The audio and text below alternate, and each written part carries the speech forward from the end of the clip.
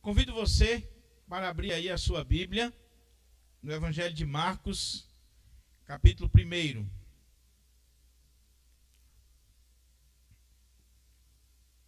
Evangelho de Marcos, capítulo 1, versículo 1. Agora pela manhã nós vamos fazer uma introdução geral ao Evangelho de Marcos, para que a gente possa entender a origem deste Evangelho, quem foi o seu autor, o público-alvo, e a partir daí, quando nós começarmos a considerar as perícopes, os parágrafos, nós teremos uma melhor compreensão do texto sagrado. Então, Evangelho de Marcos, capítulo 1, versículo 1, palavra do Senhor para os nossos corações.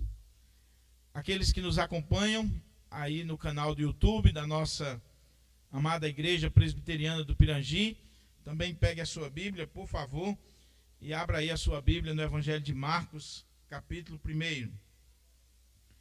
Diz assim a palavra do Senhor. Princípio do Evangelho de Jesus Cristo, Filho de Deus. Vamos orar ao nosso Deus. Ó Pai, nós louvamos o Teu nome, nós engrandecemos, ó Deus, o Teu nome e declaramos as Tuas maravilhas. A nossa oração neste dia, nesta manhã, na abertura desta série de exposições do Evangelho de Marcos, é para que o Senhor se apiede de nós, para que o Senhor tenha misericórdia das nossas vidas e que o Senhor venha falar ao nosso coração. Ó Deus, eu me coloco na Tua presença, reconhecendo a minha finitude, reconhecendo, ó Deus, o quanto fraco eu sou e o quanto eu preciso da direção do Teu Espírito Santo para ministrar a Tua palavra. Que as palavras dos meus lábios e o meditar do meu coração sejam agradáveis na Tua presença, ó Senhor, rocha minha e redentor meu. Amém. Amém. Meus queridos e amados irmãos, conforme eu já disse, agora pela manhã nós vamos fazer uma introdução geral ao Evangelho de Marcos. Toda vez que nós estudamos um livro da Bíblia, toda vez que nós lemos um livro da Bíblia, nós temos que começar com algumas perguntas fundamentais. Quem escreveu? Para quem escreveu? A data que escreveu? Por que escreveu? Quais são os temas que são abordados naquele livro? E assim nós estaremos aprendendo e apreendendo a palavra do Senhor. O Evangelho de Marcos, eu confesso aos irmãos que para mim é um desafio trabalhar nele.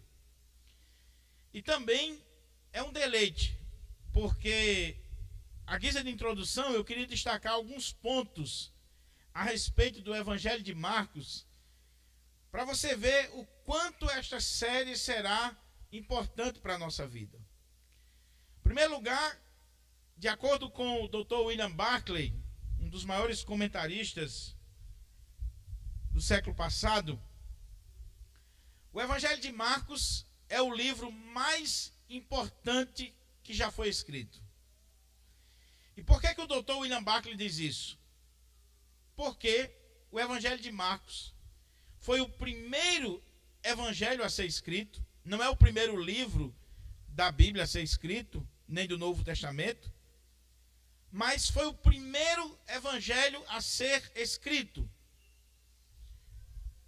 Existe nos dias atuais quase que uma unanimidade entre os estudiosos para defender esta tese de que Marcos foi o primeiro evangelho a ser escrito. E dele, Mateus e Lucas beberam para escrever os seus respectivos evangelhos. Então, William Barclay diz que ele é o livro mais importante, porque é o primeiro evangelho a ser escrito, e sendo o primeiro evangelho a ser escrito, ele é o primeiro relato que nós temos a respeito da história do nosso supremo, bondoso e querido Salvador, o nosso Senhor Jesus Cristo. Então, é o livro mais importante do mundo, porque é o primeiro relato da história de Jesus, que vai nos falar desta pessoa bendita e maravilhosa, que é o Senhor Jesus.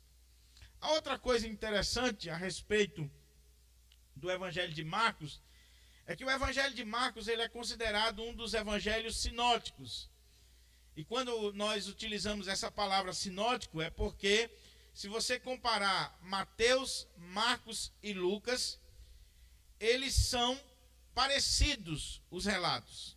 Eu já falei que existe quase que unanimidade entre os estudiosos para dizer que Mateus e Lucas, ao escreverem os seus evangelhos, eles beberam do Evangelho de Marcos. Para os irmãos terem uma ideia, dos 661 versículos de Marcos, Mateus reproduz 606. Para você ter uma ideia. Só existe 24 versículos em Marcos que não está nem em Mateus nem em Lucas.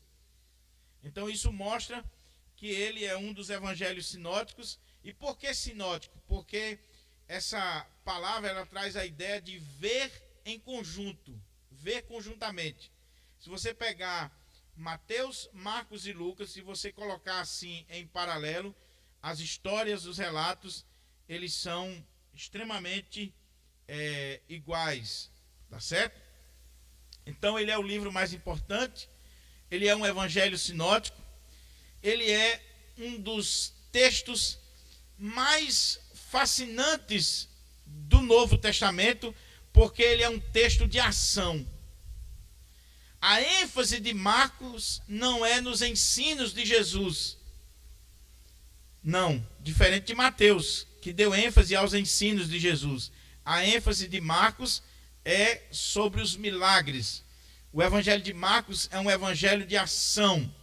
É um evangelho onde nós vemos Jesus sempre em ação. Sempre em ação. Você lê esse evangelho e você quase que falta fôlego quando você está fazendo a leitura, porque ele é uma leitura muito corrida, uma leitura de ação. Alguém já disse, se você é fascinado por ação, se você gosta de emoções, leia o Evangelho de Marcos. Agora, quando nós vemos aqui o Evangelho segundo Marcos, é importante a gente lembrar que nenhum dos evangelhos traz o nome do autor. Esse título aqui, o Evangelho segundo Marcos, é um título que foi dado na história da igreja e desde os primeiros séculos, mas que não fazia parte do texto original. O texto, ele começa assim: princípio do Evangelho de Jesus Cristo, Filho de Deus. Mas a igreja, ao longo do tempo, ela entendeu, a partir de evidências internas e externas, conforme nós vamos colocar aqui, que o autor deste evangelho chamava-se Marcos.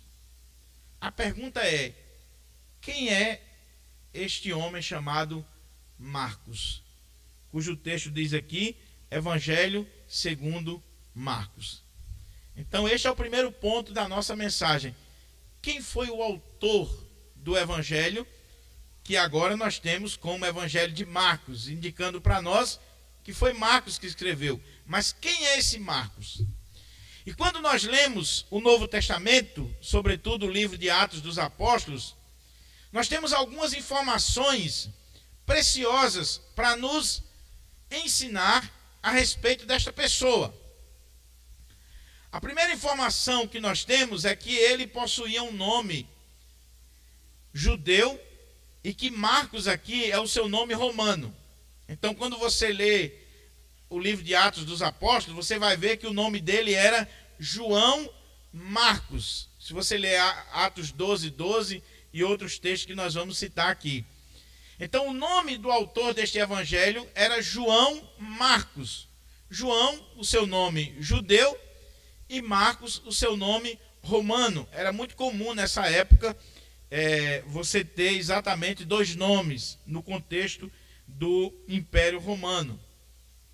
O que é interessante é que, se você for olhar para os relatos do livro de Atos, você vai ver que Marcos, esse João Marcos, ele era filho de uma mulher rica, uma mulher abastada, que na casa dela, o nome dela era Maria, e na casa dela a igreja do Senhor se hospedava. Se você olhar Atos 12, 12, você vai ver que é na casa de Maria, a mãe de Marcos, que a igreja do Senhor sempre estava presente. Então isso diz para nós que Marcos, desde a sua juventude, ele teve contato com a igreja cristã, com a igreja de Deus, com o povo de Deus. Segunda coisa interessante que nós vemos ainda no livro de Atos, é que esse João, chamado Marcos também, que era filho de Maria, essa mulher que a sua casa abrigava a igreja do Senhor, esse João Marcos, ele participou da primeira viagem missionária. Quando você vê Atos capítulo 13, por exemplo, lá pela altura do versículo 3, você vai ver que Paulo e Barnabé, quando eles saem para a primeira viagem missionária, eles levam consigo a João, que era chamado de Marcos. Então, ele vai como auxiliar. A palavra que é utilizada na língua grega lá é que ele vai como um auxiliar, um ajudador, um servo do apóstolo Paulo e Barnabé. Então ele vai na primeira viagem missionária. Quando você caminha mais um pouquinho, no capítulo 13, você vai ver que no meio dessa viagem missionária, Marcos volta. Não se sabe por quê que ele voltou. Talvez, alguns estudiosos dizem que talvez ele sentiu saudade da sua mãe. Ele era jovem, ele era inexperiente ainda no ministério. Então ele sentiu saudade de sua mãe, saudade de casa, ele resolve voltar. Outros dizem que provavelmente ele voltou porque esse João Marcos também era primo de Barnabé. E quando ele inicia a viagem missionária com Barnabé e Paulo, o líder dessa caravana missionária é Barnabé. Mas quando chega no meio do caminho, o livro de Atos mostra que essa liderança passa para Paulo. Então, provavelmente, alguns comentaristas dizem que Marcos, sendo jovem, ele disse o seguinte: olha, se o líder não é mais o meu primo, eu estou voltando para casa. Não vou mais seguir na viagem missionária. A outra possibilidade que os estudiosos colocam também é que aquela viagem que Paulo está empreendendo com Barnabé, a região que eles vão trabalhar é uma região difícil. Paulo chegou a ser apedrejado, a apanhar, a sofrer. E aí João Marcos achava que a obra missionária era coisa simples, era colônia de férias, como muitos jovens acham hoje. Acham que estão fazendo missões porque vão para uma escola passar um final de semana contando piada e brincando uns com os outros, fazendo louvorzão e depois distribuindo os folhetos. Eu fiz missões. Na época de Paulo, fazer missões era colocar a vida em risco, era estar disposto a ser apedrejado, era sofrer chibatadas. Então João Marcos disse: estou muito jovem, vou voltar, não quero mais caminhar com vocês. Vocês podem ler isso em Atos 12, 12, Atos 13, 3, Atos 13, 35. Você vai vendo os relatos sobre a vida de João Marcos. Tem outro episódio interessante. É que quando você olha lá no capítulo 15 de Atos, o apóstolo Paulo e Barnabé, eles já tinham feito a primeira viagem missionária. Houve uma discussão teológica sobre a questão da missão. E aí, ao concílio de Jerusalém, depois que o concílio de Jerusalém resolve aquela questão doutrinária, Paulo e Barnabé dizem o seguinte: vamos agora para uma segunda viagem missionária. E aí Barnabé chega para Paulo e diz: Paulo, vamos levar João Marcos com a gente? Aí Paulo diz: João Marcos não. Marcos não vai mais com a gente não. Barnabé insiste e diz a Bíblia que houve uma desavença tão grande entre Paulo e Barnabé. Tem gente que acha que isso é novidade, né? Não, desde o primeiro século. Paulo e Barnabé tiveram uma desavença tão grande por causa disso, que Barnabé vai pegar Marcos e seguir para um lado, e Paulo vai com Silas para outro lado. Houve uma divisão na equipe missionária da igreja primitiva. É difícil saber quem está com a razão. Barnabé é aquele homem consolador, aquele homem bom, aquele homem que quer investir na vida dos outros. Barnabé foi aquele que investiu na vida de Paulo. Barnabé foi aquele que cuidou de Paulo e que chamou Paulo. E agora ele está querendo investir na vida de Marcos. Marcos pisou na bola, sim, mas vamos dar uma chance. Vamos levar ele de novo. Vamos ver nessa segunda viagem como é que ele vai se comportar. E Paulo foi intransigente. Não. Marcos não vai mais. Pisou na bola, já era. Não vai mais. O que acontece, meus irmãos, como eu já disse, é que Marcos, ele é primo de Barnabé. Barnabé vai investir na vida dele. A palavra silencia sobre Marcos, porque o relato de Atos vai agora seguir as viagens missionárias de Paulo, vai dar ênfase ao ministério de Paulo. E quando o Novo Testamento volta a falar sobre Marcos, ele está preso com Paulo. E Paulo tem ele como um cooperador. Se você lê isso em Filemão 24, e você lê isso também na carta aos Colossenses. João Marcos aparece agora junto com Paulo. Já pensou que coisa? E Paulo colocando ele como um cooperador. Houve alguma coisa na vida de Marcos que fez com que ele mudasse a ponto de se tornar um cooperador do apóstolo Paulo. Os estudiosos dizem que Marcos, ele, nesse interregno aí, que o livro de Atos não nos fala, João Marcos plantou a igreja de Alexandria, no Egito.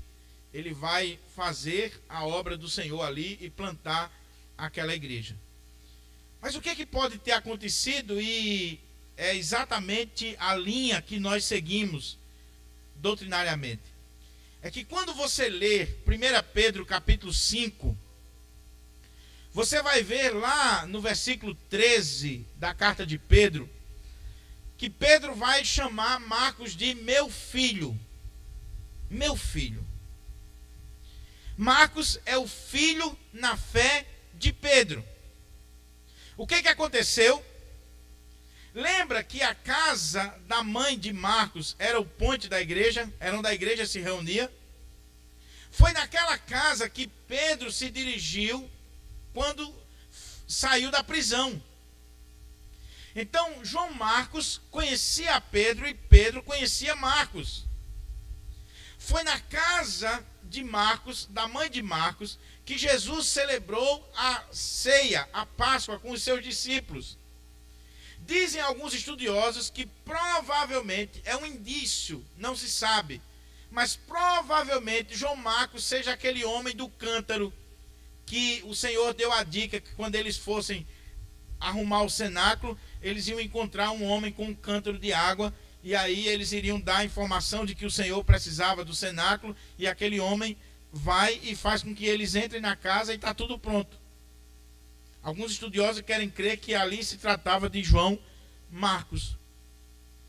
O fato é que Pedro encontra-se com Marcos, discipula Marcos, e Marcos agora ele foi restaurado e ele está pronto para o ministério do Senhor.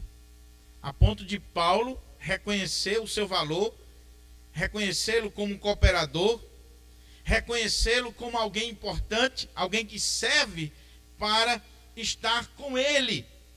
E quando nós lemos 2 Timóteo capítulo 4, há um relato interessante, que Paulo, no final da vida, escrevendo a sua última carta, Paulo, ele escrevendo a Timóteo, ele diz que ele trouxesse Marcos, porque ele era útil para o ministério. Paulo reconheceu que João Marcos mudou, que João Marcos agora é diferente. Por quê?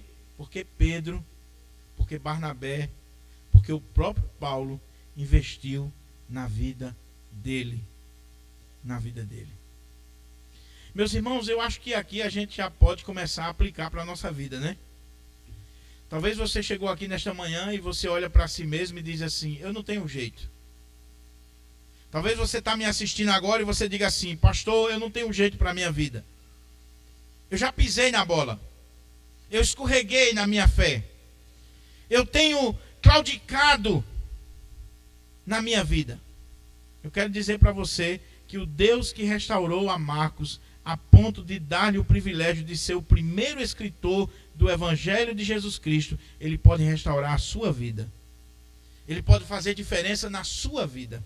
Ele pode transformar a minha e a sua vida a ponto de nós sermos reconhecidos. Não para a nossa glória, mas para a glória de Deus. Para a glória de Deus. João Marcos foi restaurado. João Marcos agora é alguém importante no ministério. João Marcos agora é alguém que serve ao apóstolo Paulo. E Paulo reconhece o seu valor. Veja que privilégio, meus irmãos. Porque este homem que lá atrás claudicou na sua fé, é o homem que agora está sendo usado por Deus, inspirado pelo Espírito Santo de Deus, para compor o primeiro relato da vida de Jesus. Isso nos mostra que há esperança para mim e para você. Há esperança para mim e você. Não interessa o quanto nós somos fracos, o quanto nós somos pequenos, o quanto nós já caímos. O que interessa é o que Deus pode fazer através de nós. Mas a outra aplicação que eu queria fazer é o seguinte: meu irmão, não desiste de investir na vida das pessoas. Nós desistimos fácil demais. Você já pensou se Barnabé não tivesse investido na vida de Marcos? Você já pensou se Deus não tivesse colocado Pedro na vida de Marcos? Você já pensou se estes homens não tivessem estendido a mão para aquele jovem que em um momento da sua vida pisou na bola? Então, querido, invista na vida de alguém. Não desista. Continue investindo, continue. Porque Deus pode fazer milagres na vida de quem quer que seja. De quem quer que seja. Muito bem. Então é este Marcos que é o autor do Evangelho. E por que a gente sabe que ele é o autor do Evangelho?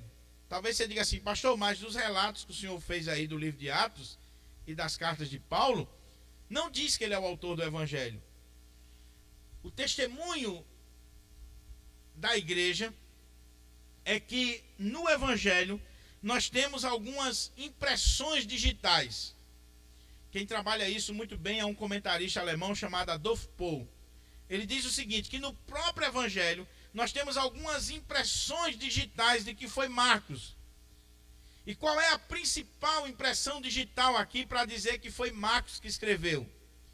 É que Marcos é identificado como aquele jovem, lá do capítulo 14, versículo 51 e 52, que quando Jesus foi preso, ele fugiu com um lençol.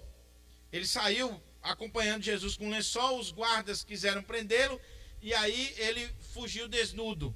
Arrancaram o lençol dele e ele saiu correndo nu. Olha, quem sabia desse relato? Apenas o autor do Evangelho. Então muitos estudiosos dizem que nós temos aqui um indício de que esse jovem de 14, 51, 52 é João Marcos. Seria uma impressão digital no Evangelho para mostrar que é o autor. ainda que uma referência velada. Porque o propósito dos evangelistas não era engrandecer os seus nomes, era engrandecer o nome de Jesus, aquele sobre o qual eles falavam. Mas a segunda coisa é, para quem Marcos escreveu? E com base em que ele escreveu? Vamos começar pela base. O testemunho da igreja, eu falei das evidências internas, agora eu quero falar um pouco da evidência externa para chegar na data do Evangelho de Marcos.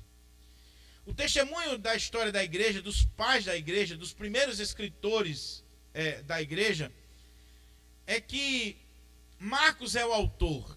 E o primeiro que defende isso é um pai da igreja chamado Papias.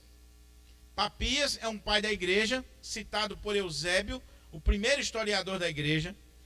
E segundo Papias, que teve contato com o apóstolo João, que é da época de Marcos, Papias diz que Marcos escreveu o evangelho e Marcos escreve o seu evangelho baseado nas memórias de Pedro. Papias coloca Marcos como o intérprete de Pedro, o hermeneuta de Pedro. Então, o que acontece aqui? Lembra que eu disse que Pedro investiu em Marcos? 1 Pedro 5,13 diz lá que Pedro chama ele de meu filho. Então Marcos teve contato com Pedro e ele foi acompanhando as pregações de Pedro. Provavelmente Pedro pregava em hebraico ou aramaico e Marcos estava registrando em grego. E aí Papias vai dizer que Marcos, no Evangelho, ele relata as memórias de Pedro, aquilo que Pedro ensinou, aquilo que Pedro pregou, daquilo que Pedro aprendeu do Senhor Jesus Cristo.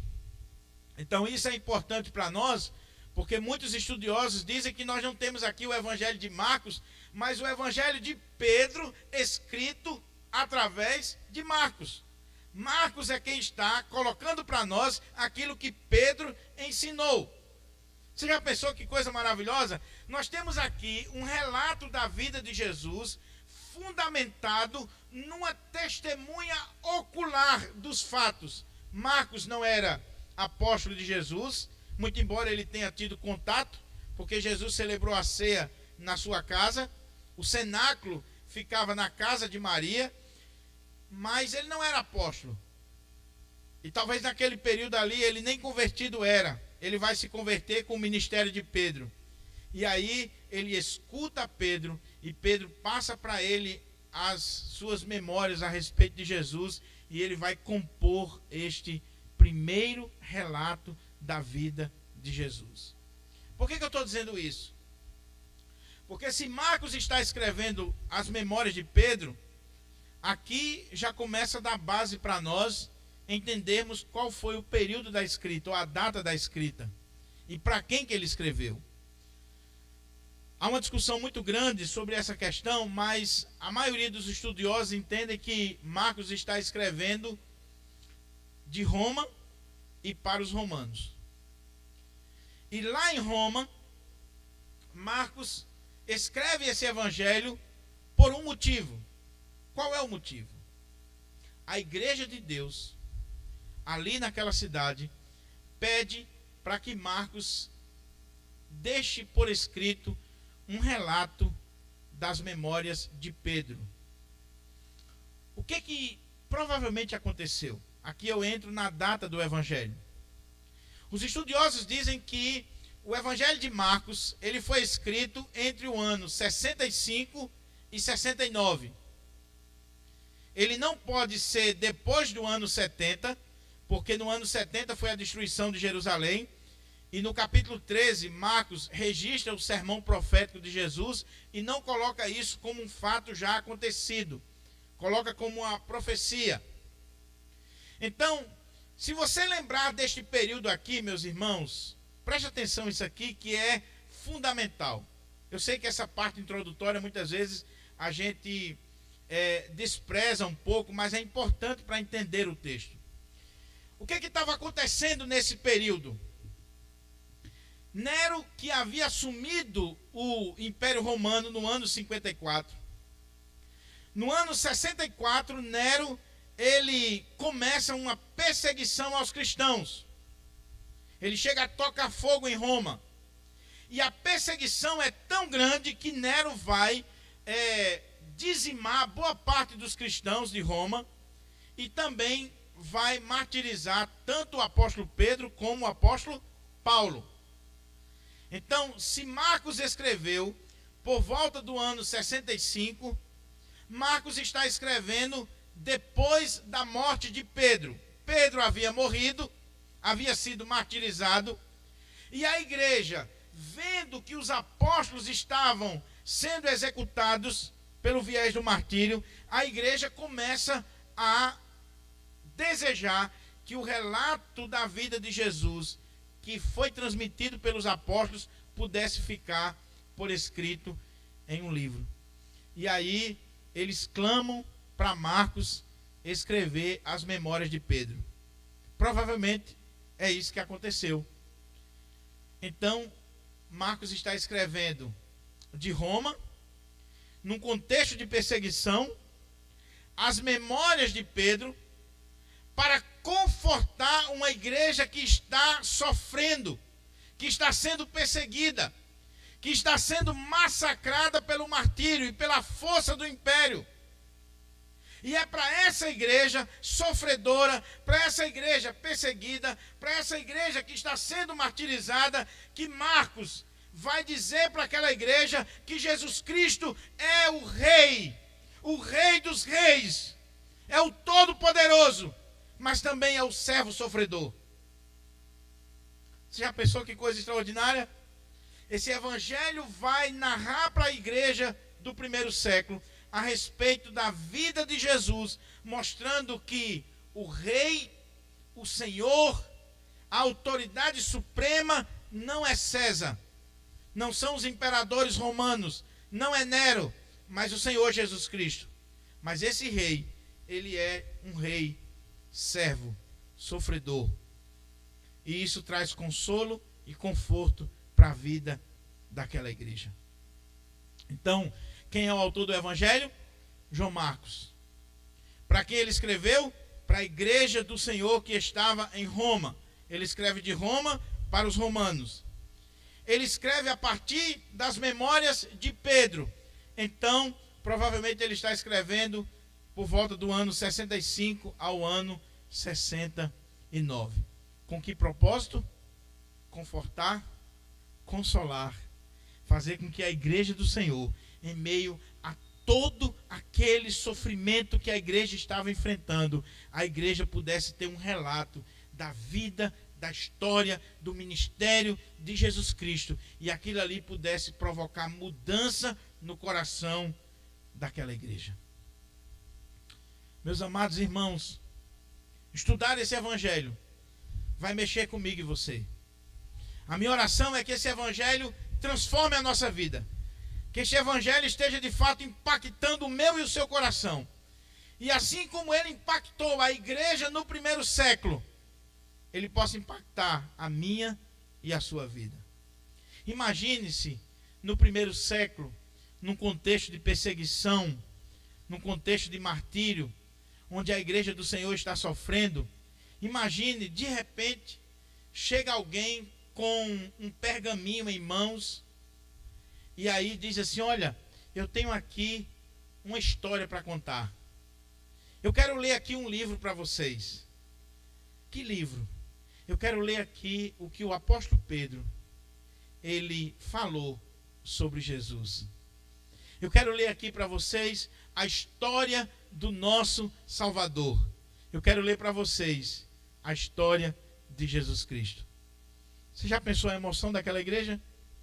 Você já pensou a emoção daqueles irmãos que estavam sofrendo, que estavam sendo perseguidos? Eu espero que nós possamos visualizar esse contexto, para que quando nós entrarmos na exposição do evangelho em si, isso possa estar impactando a nossa vida. Mas o texto do Evangelho de Marcos, que nós lemos, para a gente concluir, diz assim: princípio do Evangelho de Jesus Cristo, Filho de Deus. Marcos tem um propósito, além de consolar e confortar aquela igreja. Ele quer mostrar para aquela igreja que Jesus de Nazaré, não era um homem qualquer, não era um amigo, o cara legal, ele era o Messias, o Filho de Deus, o enviado de Deus.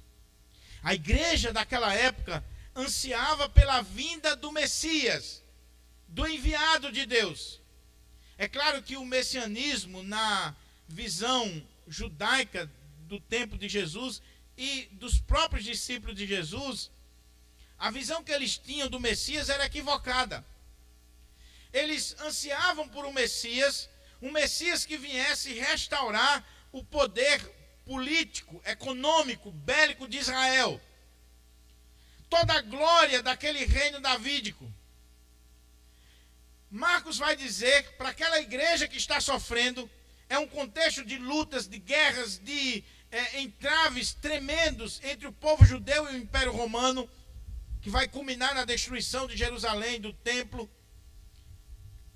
Marcos está dizendo para eles: olha, vocês estão ansiando por um Messias? Pois eu quero dizer que o Messias já veio. O Messias é Jesus Cristo, o Filho de Deus. Aquele que Pedro pregou, aquele que os apóstolos estão anunciando, aquele que vocês vão conhecer a história a partir do relato que eu estou fazendo, é o Messias, o Cristo, o Filho de Deus. O Evangelho de Marcos vem mostrar que Jesus é o Messias, aquele que viria como enviado de Deus para Israel. Quando nós lemos o Evangelho, nós vamos ver que no primeiro momento há um impacto. Quando Jesus começa a operar milagres, a fazer maravilhas, aí as pessoas começam a entender: o Messias chegou. É esse o nosso Messias. Só que quando Jesus começa a pregar o Evangelho e a confrontar aquelas pessoas e mostrar que ele não veio simplesmente como um milagreiro, mas como um pregador, e ele começa a pregar a respeito do reino de Deus para aquelas pessoas, e ele não prega um reino humano, político, nesta dimensão terrena, ele está pregando um reino espiritual. Então as pessoas começam a dizer: esse não é o Messias que nós queremos ou que nós ansiávamos. E eles vão matar Jesus. Eles vão ir de encontro ao Senhor Jesus. Os próprios apóstolos, que no primeiro momento reconheceram Jesus, depois eles vão negar a Jesus, porque ele não é o Messias que eles esperavam. O Messias que eles esperavam era um Messias guerreiro, expansionista, que viesse e lutasse contra Roma e restaurasse Israel. Mas o Messias que o Evangelho apresenta é um Messias que é rei, que é todo poderoso, mas que veio humilde. Nasceu numa condição humilde, viveu de forma humilde e vai morrer como um servo sofredor. O seu reino não é deste mundo. É portanto que quando Pedro reconhece Jesus como Messias, ele fica feliz da vida. Ele recebeu a revelação: tu és o Cristo, o Filho de Deus.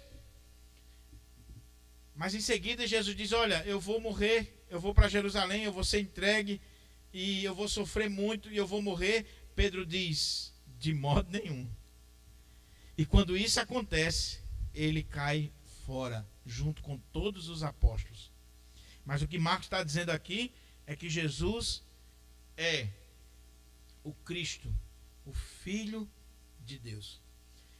Para a gente concluir, esse versículo 1, ele é motivo de muito debate entre os comentaristas.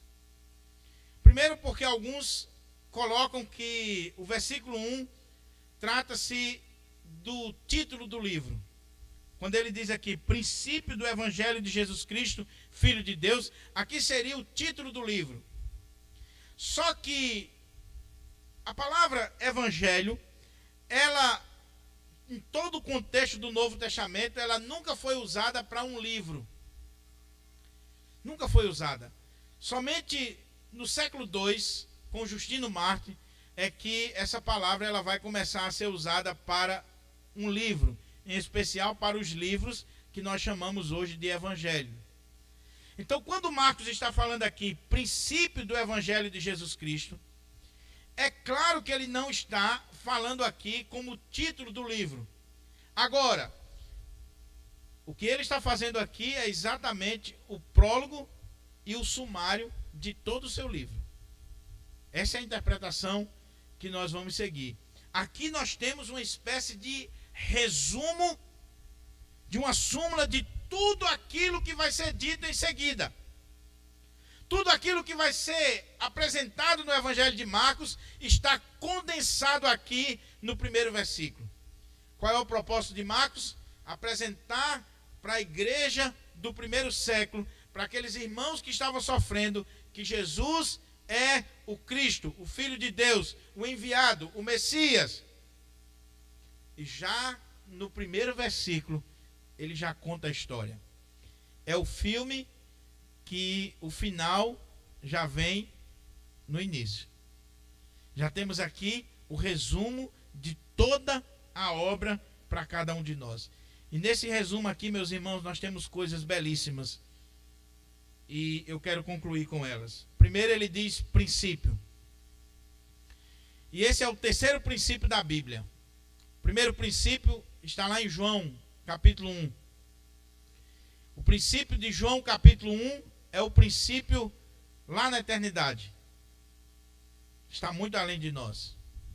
No princípio era o Verbo estava com Deus e o Verbo era Deus. Todas as coisas foram feitas por ele e sem ele nada do que foi feito se fez. É o princípio lá na eternidade. O segundo princípio da Bíblia é o princípio de Gênesis, capítulo 1, versículo 1. No princípio criou Deus os céus e a terra. João 1 é o princípio na eternidade. Gênesis 1 é o princípio na história. É a eternidade agora se fazendo presente na história. É o Deus Todo-Poderoso agindo na história. E em Marcos 1 é o Deus Todo-Poderoso se fazendo presente entre nós e sendo essa história para cada um de nós. Princípio do Evangelho de Jesus Cristo, Filho de Deus. A palavra Evangelho significa boa notícia, boa nova. O que Marcos está dizendo é que ele está falando sobre a boa nova, uma boa notícia. Essa palavra era usada, meus irmãos, na época, por exemplo, para fazer referência ao nascimento do imperador, de um rei. Era uma palavra que, quando era levada para as comunidades, significava dizer que o imperador havia nascido, ou que o imperador estava bem de saúde, ou que o imperador tinha tomado uma decisão que era boa para o povo. Então, essa era uma boa notícia. Uma notícia a respeito do rei, a respeito do imperador. Mas evangelho também significava uma boa notícia vinda dos campos de batalha. Uma notícia que falava de vitória. E Marcos está dizendo assim: princípio da boa notícia. De quê? De Jesus Cristo. Eu quero falar para vocês, eu tenho uma boa notícia para vocês. É que existe um rei. Existe um rei vitorioso. E o nome dele é Jesus Cristo. E ele é o Filho de Deus. Essa é a boa notícia. Meus irmãos, no momento que nós estamos vivendo, onde existe uma insegurança mundial, onde muitas famílias estão sofrendo, onde muitas famílias estão impactadas com más notícias, onde nós ligamos a televisão ou olhando nos nossos smartphones, nós só recebemos más notícias de morte, de desgraça, de sofrimento, de dor. O Evangelho de Marcos vai trazer para nós não uma notícia má, não uma notícia ruim, mas a boa notícia a respeito de Jesus Cristo. O Evangelho fala de Jesus Cristo e o Evangelho é o próprio Jesus Cristo. Ele é a mensagem e ele é o mensageiro. O Evangelho é Cristo e a respeito de Cristo. Agora Marcos coloca princípio do Evangelho de Jesus Cristo, Filho de Deus. Jesus, ele está dando destaque à humanidade. Ele é Jesus. Jesus de Nazaré, o Salvador. Aquele que quando nasceu, o anjo disse, coloca o nome dele Jesus, porque ele vai salvar o seu povo dos pecados dele. Mas ele também é o Cristo. E preste atenção que Cristo aqui é um título, não é o sobrenome. Tem muita gente que acha o seguinte, Jesus Cristo seria nome e sobrenome. Não, o nome dele é Jesus. Cristo é um título, significava dizer o ungido. O Messias lá do Antigo Testamento, o prometido. Aquele que foi ungido como profeta, sacerdote e rei. Então ele fala da pessoa de Jesus, da humanidade de Jesus, e ele fala do ministério de Jesus. Ele é o ungido, o Messias. Mas ele não para aí. Ele diz, ele é uma pessoa que é o nosso Salvador. Ele tem um ministério, ele é ungido de Deus como profeta, como sacerdote, como rei. Mas ele é o Filho de Deus. Ele é o próprio Deus encarnado. Essa expressão significava dizer que ele era igual a Deus, que ele é o Deus encarnado. O que Marcos está fazendo aqui, como eu disse, é dando um zoom, é resumindo tudo aquilo que ele vai dizer já no versículo 1. Todo o restante do Evangelho é simplesmente um desdobramento do que ele acabou de dizer no versículo 1. Ele vai agora pegar aquilo que ele colocou como sumário, aquilo que ele colocou como prólogo, e ele vai estender isso até o capítulo 16 e mostrar para nós que Jesus Cristo é o Messias, é o Filho de Deus. Eu quero concluir essa mensagem fazendo pelo menos 3 aplicações para a minha e para a sua vida. Em primeiro lugar, você se empolga com essa história? O seu coração bate mais forte com essa história, com este relato? Você já parou para pensar no privilégio que você tem? Você tem em mãos o primeiro relato da história de Jesus, o Filho de Deus, o homem que dividiu a história da humanidade, o Rei que se fez servo, o Deus Todo-Poderoso que se fez carne e habitou entre nós. Oh, meu amado irmão, a minha oração é que você se empolgue com essa história, é que você mergulhe nessa história. Segunda coisa, você tem pregado a respeito dessa história? Você tem levado essa boa notícia para as pessoas? Você tem falado dessa boa notícia? Meus irmãos, não vamos ser propagadores de más notícias. Em nome de Jesus, o mundo já tem notícias péssimas, horríveis demais.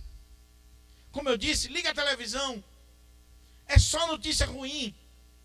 Olha o Facebook, olha as redes sociais, é só coisa ruim, é só discussão, é só briga, é só querela. Meu amado irmão, em nome de Jesus, a partir de hoje, faça como Marcos, pregue a boa nova, leve a boa notícia. Qual é a boa notícia? Jesus Cristo, Filho de Deus. Jesus. Use o seu Facebook, as suas redes sociais, para falar de Jesus, para pregar a respeito de Jesus. Ele é o Messias, o verdadeiro Messias, o Filho de Deus. Mas em terceiro e último lugar, eu vou reforçar aquilo que eu disse lá atrás. Talvez você chegou aqui nesta manhã. Talvez você está me acompanhando pela internet. E você olha para você e diz assim: a minha vida não tem jeito. Não tem saída. Eu cheguei ao fundo do poço. Eu fui longe demais. Não faça isso. Não pense em dar cabo da sua vida.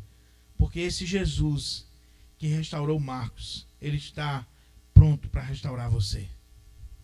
Ele está pronto para fazer de você uma nova criatura. Para mudar a sua história. Para mudar a trajetória da sua vida.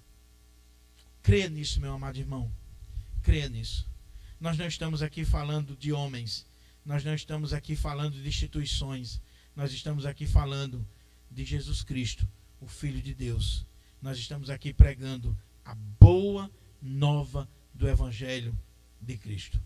Lembre-se, Jesus não é o cara, Jesus não é o maior filósofo, Jesus não é o maior psicólogo que já existiu, Jesus não é um igual a você, Jesus não é qualquer um. Jesus é o Cristo, o Filho de Deus. É isso que Marcos está mostrando para nós. E a partir do versículo 2, ele vai provar através de testemunhas, ele vai provar através dos milagres, ele vai provar através do ministério, da morte e da ressurreição de Jesus, que Jesus de fato é o Cristo, o Filho de Deus. Saia daqui nesta manhã com o propósito de ler o Evangelho de Marcos, de meditar no Evangelho de Marcos, e eu tenho certeza que sua vida será completamente diferente, em nome de Jesus.